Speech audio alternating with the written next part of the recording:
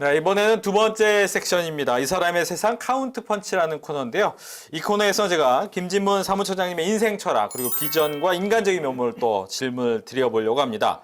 먼저 이 광고 홍보를 전공하시고 한 길로 좀 많이 활동을 해 오셨습니다. 근데 광고 홍보의 어떤 매력 때문에 이런 한쪽 길을 좀 걸어 오셨는지. 사실은 광고 홍보는 이제 제가 광고 회사의 일을 하게 되면서 이제 네. 필수적으로 더 공부를 해야 되겠다라는 필요에 의해서 하게 된 거고요. 사실은 이제 광고 홍보뿐만이 아니라 이제 문화예술, 뭐 관광, 축제, 기타 여러 분야에 이제 관심이 많았었고요. 네. 지금도 이제 더 다양한 분야에 관심이 가고 있습니다. 딱 하나의 매력은 아니었다. 네. 알겠습니다. 그렇다면 이제 처음 광고 홍보는 어디서 어떻게 시작을 하셨습니까? 저는 이제 학부는 사실 신문방송 출신이었고요. 그리고 이제 신문방송 중에서도 이제 광고를 배우게 되는데 이제 광고 홍보 쪽에 어떤 프로젝트를 하나하나 이렇게 만들어가는 묘미, 그리고 새로운 거를 창의적으로 기획하는 그런 묘미, 그리고 그게 하나가 완성됐을 때의 어떤 그 뿌듯한 성취감, 뭐 이런 것 때문에 시작을 하게 된 것 같아요. 그러면 처음 일을 하셨을 때 좀 신선한 에피소드 어떤 게 있을까요? 제가 제일 처음에 일했던 곳은 이제 코레드라는 광고 회사였었는데요. H계열 이제 회사였는데 이제 아주 소위 잘 나가는 그런 광고 회사였어요. 근데 클라이언트도 굉장히 여러 군데가 많았었고요. 근데 이제 IMF 때 클라이언트들이 부도를 당하게 되면서 코레드도 그 잘 나갔던 회사가 부도가 나게 됐죠. 그리고 프로모션 본부, 제가 있었던 곳이 이제 프로모션 본부였었는데 그 본부가 통째로 이제 없어지게 되면서 저는 이제 권고사직을 당하게 됐었죠. 이게 이제 그게 제일 큰 에피소드가 아닐까 생각을 합니다. 근데 궁금한 건 그 권고사직을 하라고 딱 얘기를 들으셨을 거 아니에요? 네. 어떤 생각 드셨습니까? 그때 당시는 IMF를 기억하시는 분들은 기억나시겠지만은 권고사직이 굉장히 많았었어요. 그렇죠. 막 네, 광고로 각 나올 정도죠, 기업들마다 나중에. 이제 도산하는 기업들이 이제 속출했었고 네. 그 회사들마다 이제 직장을 잃은 사람들이 어마어마하게 많았었죠. 그래서 저도 뭐 당연히 뭐 회사가 망했으니 나도 나가야 되겠구나 이렇게 생각을 했던 거죠. 지금은 웃으면서 얘기하셨지만 그 당시에는 힘드셨을 것 같긴 해요. 사실은 그다지 힘들진 않았었어요. 왜냐하면은 또 새로운 곳으로 갈 수 있으니까 그 이후에는 바로 저는 지금 테크노마트 자리. 네, 네네. 테크노마트를 만드는 일을 했었습니다. 테크노마트의 이제 광고 프로모션 일들을 맡아서 그 다음에 진행을 했었죠. 그러셨군요. 뭐 앞서도 잠깐 얘기는 나왔지만 엑스포 얘기를 조금 더 해보면 꽤 오래 준비하시고 돈도 많이 들어갔다면서요. 그럼요. 엑스포라는 것은 사실은 엑스포 장만 꾸미는 것이 아니라 네. 여러 각지에서 해외에서도 마찬가지고요. 오시게끔 하려면 일단 기본적인 인프라가 이제 구축이 돼야 되는 거잖아요. 뭐 도시, 도로, 철도, 항공 여러 가지 이런 그 기관망들이 구축이 돼야 되는데 네. 이걸 이제 그 AOC 사업이라고 부릅니다. 근데 이제 이 사업을 하기 위해서 2조 4천억 정도가 들어간 걸로 기억을 하고 있고요. 저는 이제 그 박람회장을 전체 운영 총감독 역할을 했었는데 그 운영에 들어가는 인원들만 몇천 명이 들어갔었고요. 그 인원들이 생활하고 일하고 이제 여러 가지 들어간 비용들만 해서 운영 비용만 한 413억 정도가 들어갔었고요. 네. 그 당시 맞아요. 그 당시 자원봉사 하시는 분들도 많았지만 인원이 상당히 많았더라고요. 이 안에서.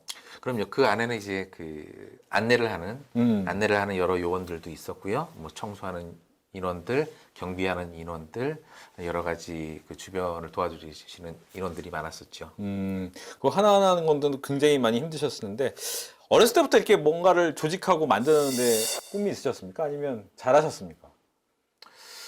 어렸을 때는 이제 노는 걸 제일 좋아했었고요.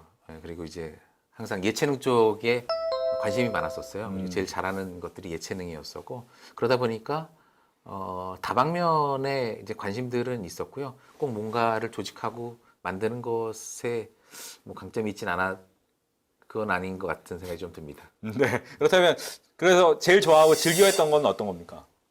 어렸을 때요. 네. 어렸을 때는 노는 걸 제일 좋아했고요. 그 음악들을 여러 가지를 다 좋아했었습니다. 그리고 체육 쪽도 다 좋아했었고요. 미술도 좋아했었고 그런 여러 가지 다채로운 활동들을 하는 거를 좋아했었습니다. 오토바이도 많이 타셨다고요? 네, 바이크를 탄 지는 벌써 한 25년 정도 오. 됐고요.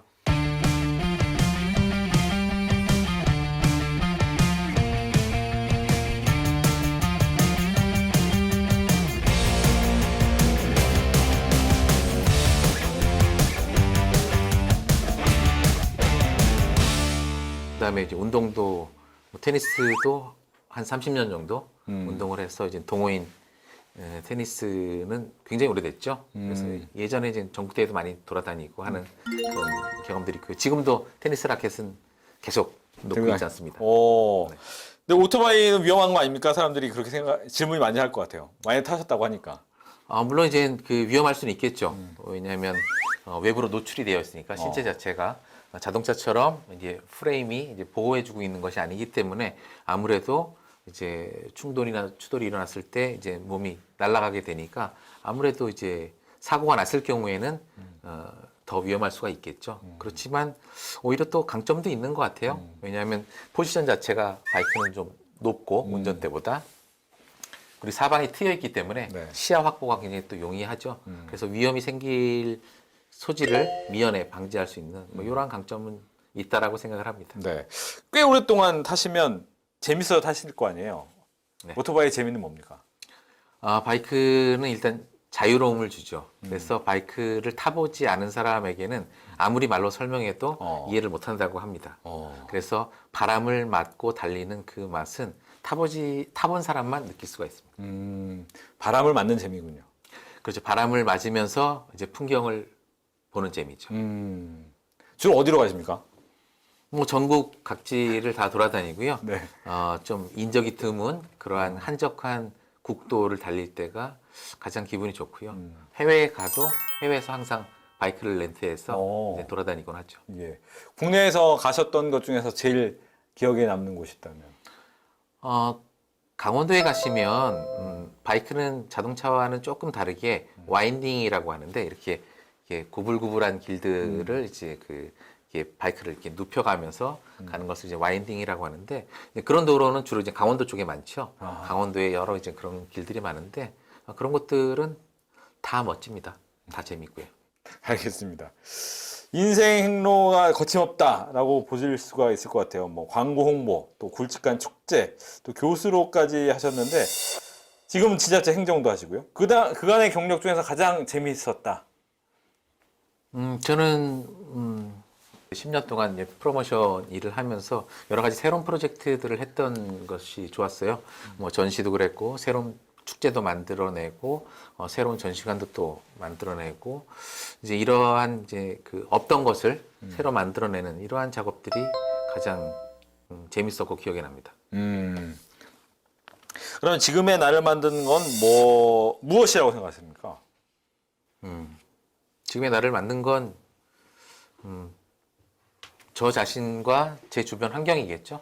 주변의 동료들, 친구들, 가족들 이러한 모든 부분들이 뭐 제가 살아갈 수 있는데 가장 필요한 근간이 아니었나 생각을 합니다. 네.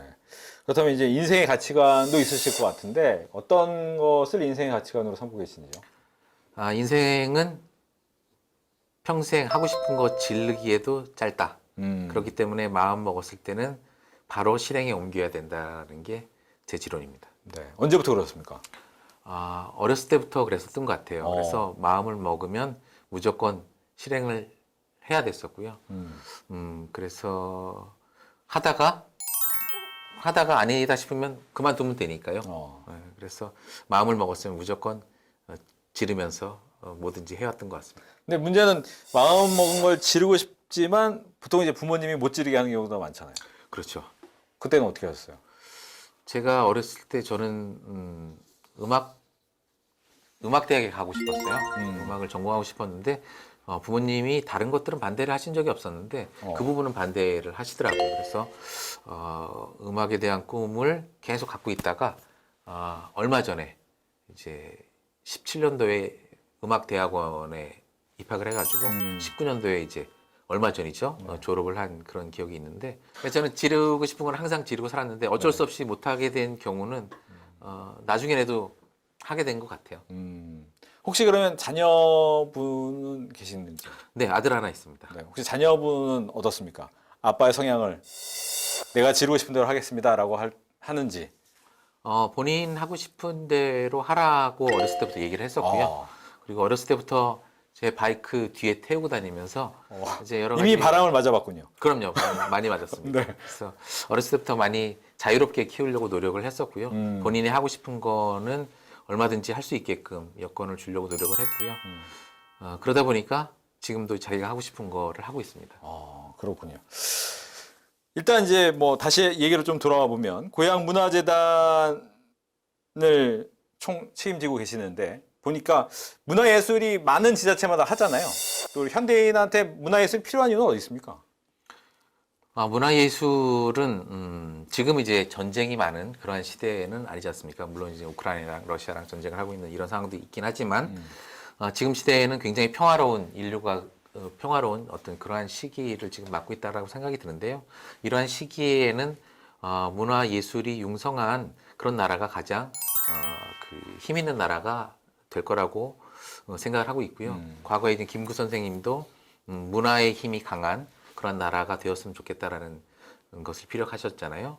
그리고 예전에 우리나라 뭐 통일 신라 시대 때도 그랬었고 그렇게 가장 행복했던 그런 시대에는 항상 문화예술이 융성했던 그런 기억들이 있는데 그렇기 때문에 지금 시기가 문화예술이 가장 융성할 수 있는 그런 시기가 아닌가 생각이 듭니다. 네.